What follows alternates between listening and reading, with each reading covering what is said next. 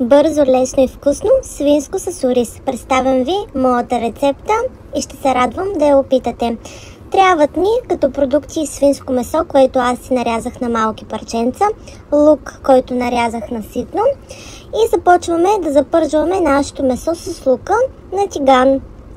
Виждате, аз ги прибавих вече и след малко идва ред на моите подправки, които са сол, червен пипер и черен пипер, като аз след това добавих и още малко сол. Ето виждате, започваме да си бъркаме. Нашето месо вече е почти запържено, както и лукът ни. Измивам си чаша и половина ориз.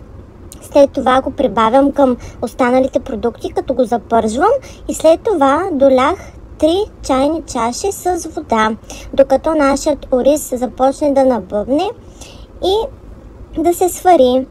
Така виждате, аз си разбърквам ориза, добавяме си след това нашата водичка.